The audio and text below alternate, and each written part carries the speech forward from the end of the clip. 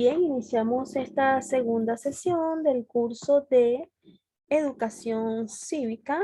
Y por acá, pues ya tenemos a Yanela, Aldair, solicitando acceso a la clase.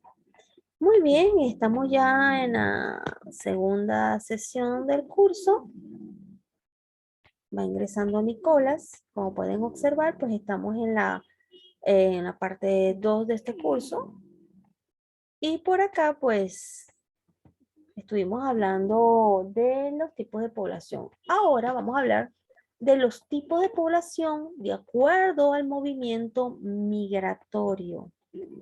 Y por acá pues tenemos la población de derecho. Y esta se refiere a número de habitantes de una localidad que está empadronada. Y por tanto, un momentito, y por tanto está en condiciones de ejercer a cabalidad sus derechos. Por ejemplo, las personas nacidas en su ciudad de residencia. Usted vino y usted vivía antes en Arequipa y se mudó para Lima. Perdón, sus papás antes vivían en Arequipa y se mudaron a Lima. Y usted nació aquí en Lima, entonces usted pertenece a la población de derecho. Porque usted nació aquí en Lima y eso le da una población de derecho. Quienes también tienen derecho a los que están empadronados, los que ya tienen tiempo residiendo en una determinada ciudad o en un determinado país. A esto se le llama población de derecho. Ya adquiere ciertos derechos después de tantos años, porque se ha de suponer que si usted se muda para una provincia, pasados los años ya usted sabe cómo es la provincia, cuáles son sus reglas, dónde quedan las jefaturas zonales, dónde queda la PNP, los hospitales, ya conoce sus reglas. Entonces ya usted pertenece a esa población y pasa a ser población de derecho. Y las personas que nacen dentro de ella también son personas de poblaciones de derecho. ¿Quiénes no pertenecen a este grupo? Las personas que van de tránsito. Por ejemplo, si yo voy a Puno, pues no soy población de derecho, soy una persona que está de tránsito. Es decir, no tengo derecho a opinar en ese sitio, decir, mire, yo creo que el alcalde debería ser, porque no estoy no estoy empadronada, no nací allí tampoco y por lo tanto mi estancia es transitoria. Ahora, si yo decido quedarme, pues tengo que aprender cómo son las costumbres, las leyes, los reglamentos de esa provincia o de esa zona donde voy a estar. Copien esto en sus cuadernos. Les voy a dar unos segundos para que vayan copiando.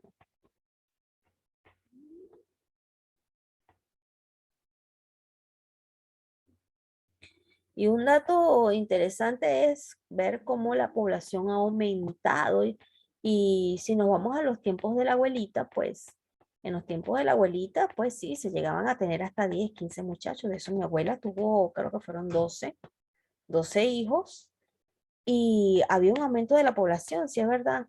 Pero ahorita, ¿qué está sucediendo? Ahorita podemos observar, pues, que las chicas ya eh, en etapa, yo digo, muy temprana, comienzan eh, a salir embarazadas, que es lo más lastimoso porque todavía no han terminado la secundaria, cuando ya, pues, hay algunas que ya han salido embarazadas, otras que van por su segundo hijo cuando ni siquiera han terminado la secundaria, y me refiero a cuando se estudia bajo el régimen normal del sistema de educación, no a nivel de sistema EVA, sino que cuando los estudiantes pasan de primaria a secundaria, pues me refiero en esa etapa. Entonces, pero también es notable que hay chicas que muy joven tienen sus hijos, pero hay unas que deciden pues tener nada más uno solo. En la época de la abuelita pues se tenía hasta 10, 14 muchachos, de 14 hijos. Uy, bastante. ¿Cuántos tíos tienes? Saca la cuenta.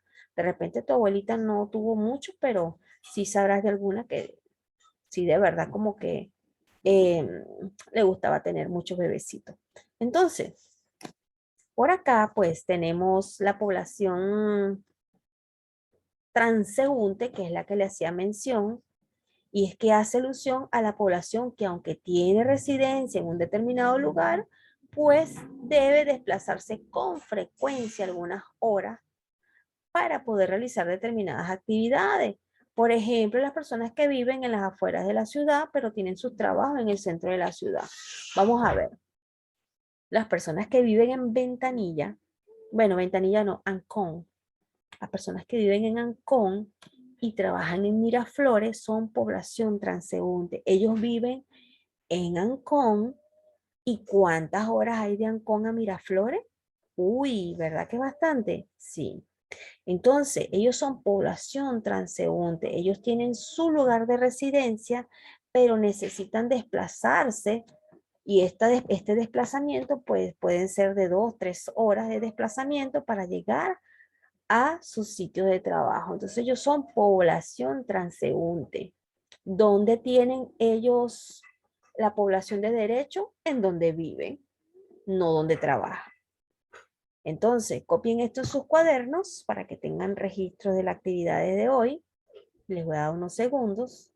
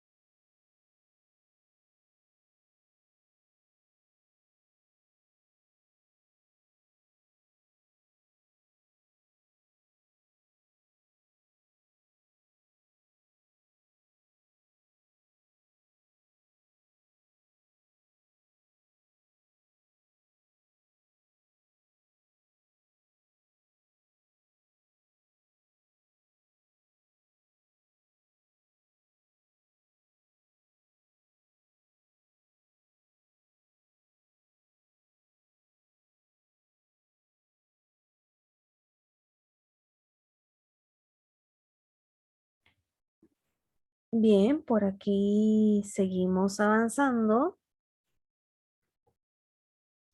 Tenemos la población flotante y se refiere a aquellas personas que periódicamente se desplazan a otra región y pasan determinados periodos de tiempo, ya sea por trabajo o por ocio. Los turistas son población flotante. Por ejemplo, si usted se va para la ciudad de Cusco y está 2 meses allá, pues usted pasa a ser población flotante porque no va a estar de una manera permanente, sino que va a estar de repente por trabajo y te devuelves a tu zona de residencia. O puede ser que estés de turismo y estás de paso. O también puede ser que de repente vas por tierra a otro país y pasas por esa ciudad de manera temporal. Entonces se llama población flotante. Copien esto en sus cuadernos y les voy a dar unos segundos para que lo apunten.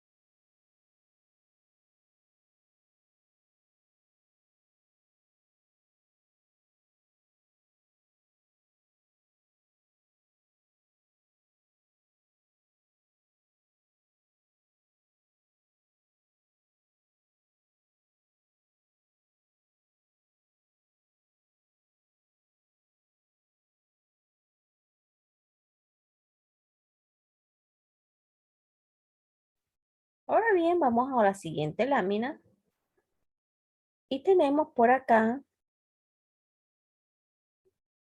voy a retirar un poco la lámina, se me movió un poco el subtítulo. Factores de la distribución de la población mundial. Y es que en nuestro planeta existen zonas muy pobladas y otras que la población es casi inexistente. Y a estas zonas se les denomina vacío demográfico. Existen factores que favorecen en el vacío demográfico y otros que potencian la superpoblación de alguna zona. Pues a continuación vamos a aprender qué factores favorecen al vacío o la población y si están producidos por la naturaleza o por si estos vacíos o superpoblaciones tiene que ver mucho la mano del ser humano. Y para acá pues tenemos los factores físicos y es que favorecen al poblamiento en este apartado, pues el principal factor, sin duda alguna, dentro de los factores físicos que favorecen al poblamiento es el clima. Y es que un buen clima que favorezca una buena cosecha, pues es un motivo para hacer una pausa y decir, wow, me voy a quedar en esta zona porque el clima es perfecto para la siembra de choclo. Entonces, estas son zonas que preferiblemente son zonas bajas y llanas, cercanas a ríos o a lagos, porque las cosechas requieren de riego. Entonces, ¿qué más que tener un lago o un río cerca para hacer el riego respectivo de la cosecha? Entonces, uno de los factores físicos que favorecen al poblamiento es el clima. Entre los factores físicos que desfavorecen al poblamiento son la escasez del agua, el exceso de agua y la humedad, la altitud y el relieve excesivo. Bueno, de repente quieres vivir en una zona que es muy bonita, pero resulta ser que no hay agua. Hay escasez de agua y tienes que caminar como 3 horas para conseguir agua. Entonces, son cosas que, un momentico, son cosas que pues la población dice, no, prefiero, las personas dicen, prefiero irme para otro sitio donde sea más cercano, porque si me toca buscar agua 3 horas, prefiero vivir en otro lado y listo, pues no ha pasado nada. Entonces, otra cosa que también sucede, pues el exceso de agua, de repente hay mucha humedad, mucha agua, hay un desbordamiento, pues también son factores que desfavorecen al poblamiento. La altura, el frío, el relieve excesivo también es causa eh, es causa pues de despoblamiento pues, porque de repente usted no está acostumbrado al frío y allá hace un frío que, uy, es menos grado, o de repente la altura, o de repente hay demasiadas zonas rocosas. Entonces, estos aspectos físicos de la naturaleza, pues van a ocasionar despoblamiento o van a ocasionar aumento de la población. Copien esto en sus cuadernos y les voy a dar unos segundos.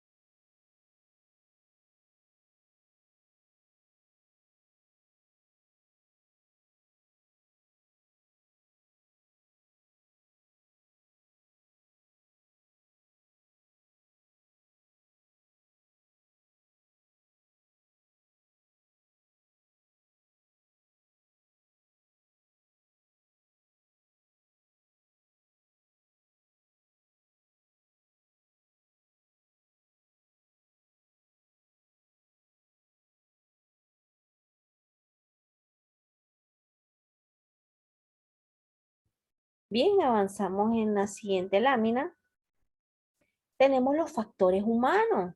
Y entre estos factores tenemos las razones históricas, por ejemplo, la concentración de población en torno a grandes ríos como el Ganges y el Nilo, donde se explica por el enorme poder que alcanzaron los imperios que denominaron en la antigüedad estas tierras. De repente, uno de los factores de aumento de la población sean los sitios históricos, porque ahí acontecieron em, hechos bastante importantes para la humanidad o para esa localidad y me vas a decir que no te gustaría estar en un sitio así que digas, wow, mira, estuve viviendo un año em, en Grecia, estuve en sitios como Egipto, pues son razones históricas que cada persona escoge para hacer, establecer bien su residencia o pues tener un tiempo para ser transeúntes también, de paso también, para hacer población de paso,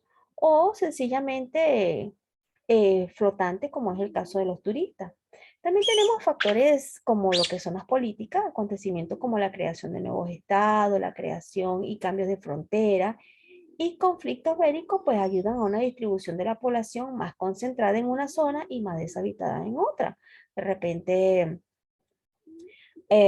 por ejemplo, lo que está sucediendo ahorita en Afganistán, pues es bastante preocupante, pues la gente que quiere ir, ¿qué quiere hacer? La gente se quiere ir, es decir, quieren dejar su territorio, su sitio de residencia por conflictos que hay, para no mencionar ni ahondar mucho en el tema, pero sí, conflictos que son muy fuertes a nivel de gobierno y todo lo que ha acontecido allí, pues para no extenderme en esta parte de ese conflicto.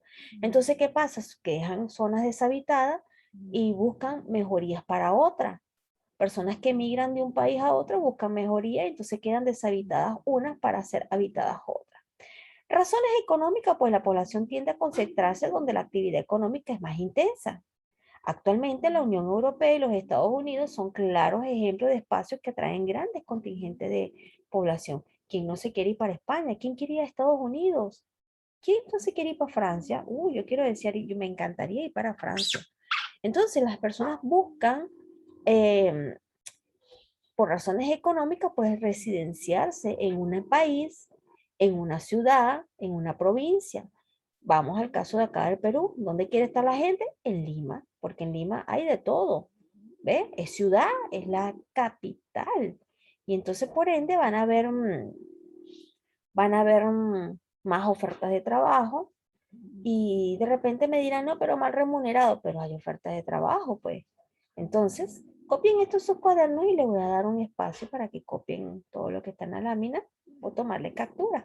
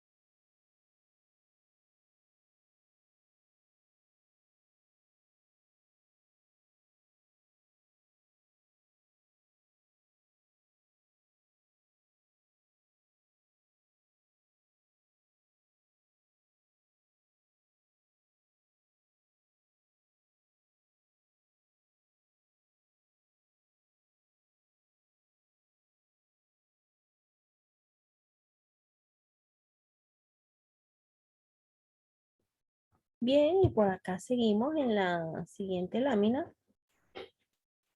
Fases de crecimiento de la población mundial y entre esas fases pues tenemos la fase uno, que es la estabilidad o equilibrio demográfico. Y es que durante muchos siglos la población mundial crecía de una forma muy lenta, porque aunque había numerosos nacimientos, había también excesivas muertes. Y hasta el siglo XX la esperanza de vida no superaba los 40 años, pero a partir de entonces fue aumentando y aumentando. Entonces, esa estabilidad o equilibrio demográfico, como pueden observar, pues en siglos antes del 20, pues sí es verdad, habían muchos nacimientos, pero ¿cuáles eran las causas de esas excesivas muertes? Las diferentes pestes que azotaban en ese entonces. Entonces no me vayan a decir que el COVID pues azotó a nivel mundial y que es la única pandemia. No, siglos antes se habían visto, por lo menos la gripe española, ¿ve? Desató pues grandes crisis que muchos de sus habitantes pues llegaron a fallecer debido a esta peste. Y es que había no nada más la gripe española, habían otras pestes más endémicas que ocasionaban las muertes pues de los niños y de las personas adultas. Y la gente buscaba más bien eh, moverse para huir de ellas.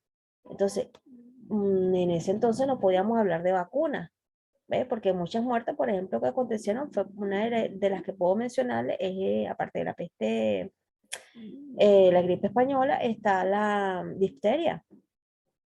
La difteria ocasionó muchas muertes hasta que fue creada la vacuna y empezó el equilibrio. Dejaron de cesar las muertes. Ahorita, ¿qué está sucediendo? Bueno, han fallecido muchas personas atrás por el COVID y de repente a ustedes no les ha dado, pero hay personas que le han dado y han fallecido y otras que han resistido, pues. Pero ya hay vacuna y por eso es que después del siglo XX, pues la esperanza de vida pues comenzó a aumentar, porque no era sino hasta los 40 años que las personas podían llegar a vivir. Pues no era por los índices delictivos, no, sino era más que todo por enfermedades. Copien esto en sus cuadernos para apuntes de la clase.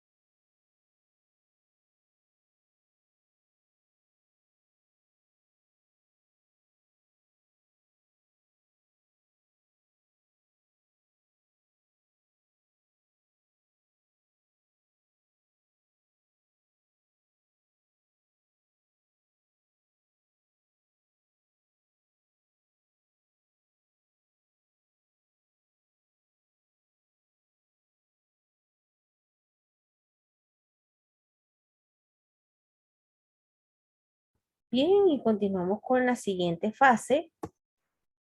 Y es que esta segunda fase pertenece al descenso de mortalidad y cuando una población tiene una buena higiene, alimentos en buenas condiciones y fácil acceso a servicios médicos, pues muchas enfermedades como el SIDA, el tifus o la peste pueden ser erradicadas y de esta forma hacer que no haya casi muerte. Si esto se cumple y la natalidad sigue siendo alta, pues empieza un aumento de la población. Entonces, con una buena higiene, alimentos en buenas condiciones, servicios médicos, ahí vamos a ver los países desarrollados. ¿Qué pasa en los países que son desarrollados? Pues hay una excesiva higiene, alimentos de buena calidad, hay acceso a los servicios médicos, entonces su población aumenta. Y esto también va a depender de la cultura. Y vemos países como Japón, países como Estados Unidos, por mencionarlo, que pues son países que tienen una cultura y una disciplina en donde la higiene pues es evidente. Lastimosamente aquí en Latinoamérica pues apenas es que se está dando los pasos para poder llegar a tener buenas condiciones, no nada más en alimentos y en higiene, sino a los servicios médicos. Hay muchas deficiencias y por eso es que se llaman países subdesarrollados, porque están en vías de desarrollo. Entonces copien esto en su cuaderno, por favor.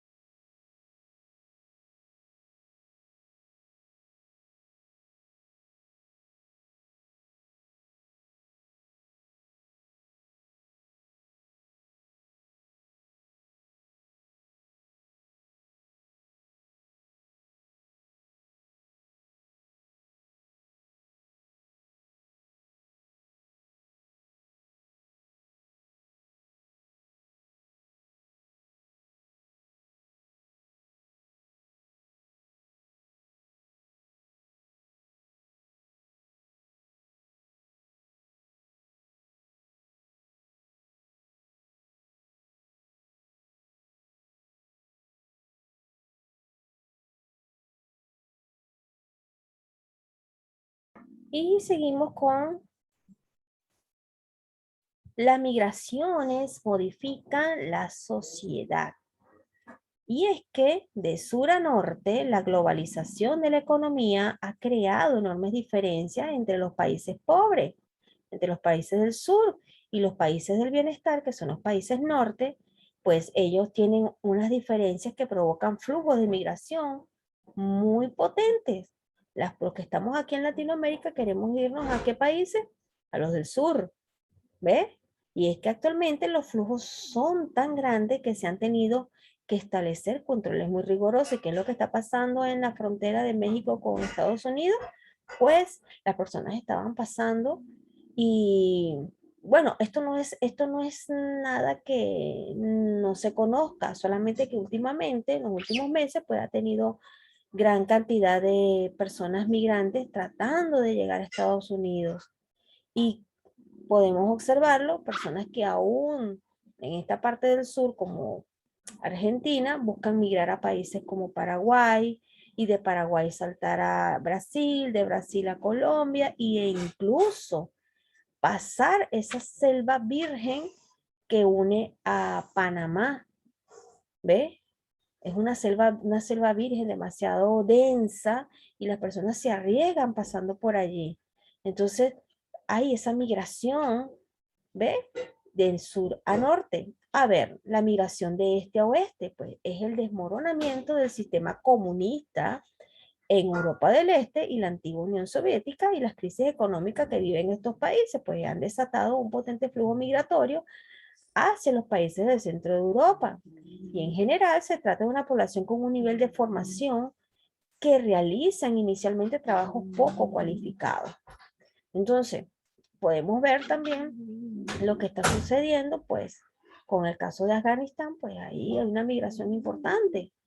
Y entre países desarrollados, pues estos países que son desarrollados, pues la migración suele realizarse con personas con un elevado nivel económico y profesional. Es decir, los profesionales en el área de ingeniería de sistemas, pues de Irlanda, pues desean migrar a Alemania, ¿ves? O sencillamente por fundar empresas deciden irse a otros países y crecer dentro de ellas. Entonces nos podemos dar cuenta de las tres migraciones, ¿ves? Las migraciones que buscan las personas del sur al norte porque necesitan una estabilidad económica y las personas de este oeste que son personas que tienen un nivel de formación pero sus trabajos son poco cualificados, pues. No podemos hablar de profesionales netamente, pero entre países desarrollados, pues podemos ver que la migración es de profesionales y personas con un alto nivel económico. Tómenle captura a esta lámina, ya vamos a terminar la clase.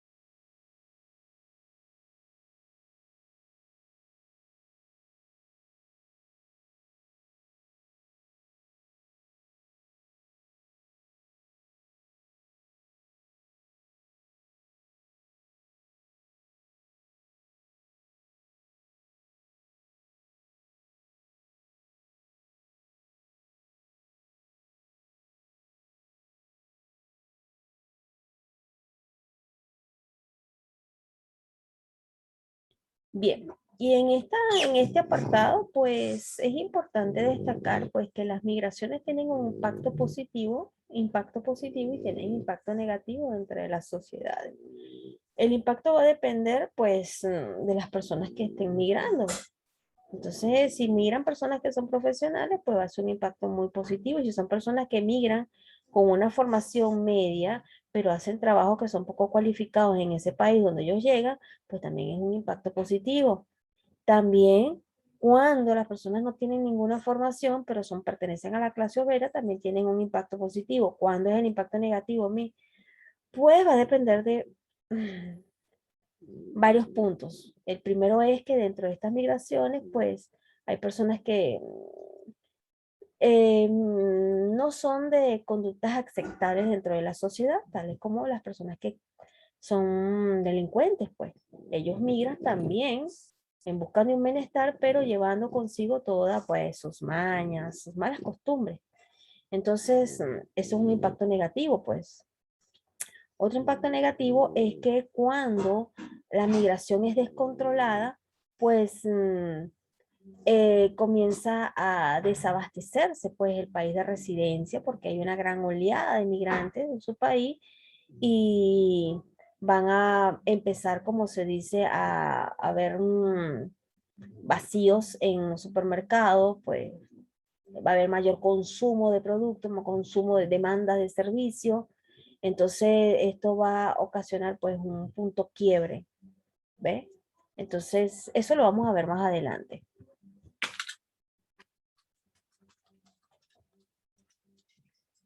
Ahora tenemos lo que son las poblaciones desarrolladas, y es que un país desarrollado es aquel que posee altos niveles de calidad de vida y un amplio grado de desarrollo industrial y socioeconómico. Cuenta con un alto ingreso de per cápita y un elevado índice de desarrollo humano.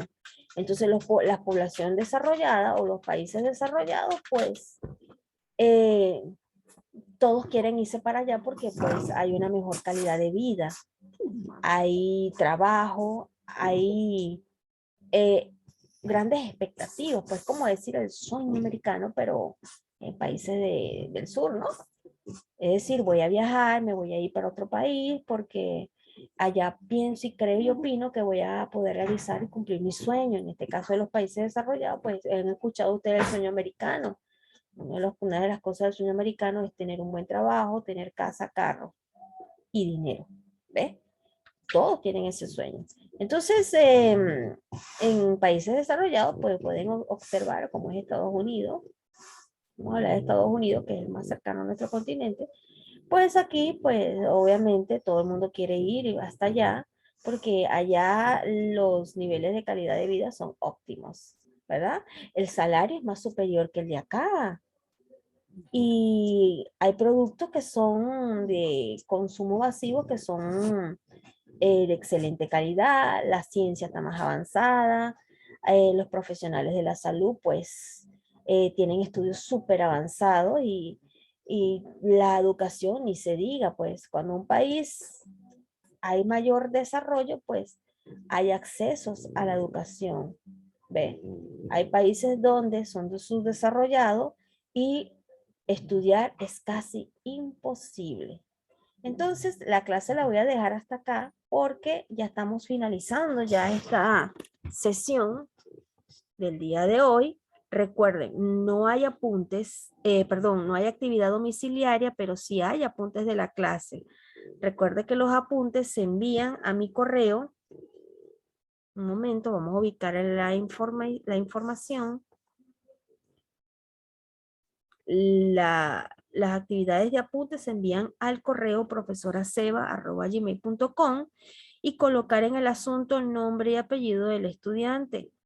Recuerden que tienen hasta el próximo domingo para enviar sus apuntes de hoy. No hay actividad domiciliaria, por lo que pueden estar tranquilos y nos iríamos el próximo domingo a las 12:20, que es nuestro horario. Entonces ya pueden realizar la desconexión y nos vemos el próximo domingo, chicos. Cuídense mucho.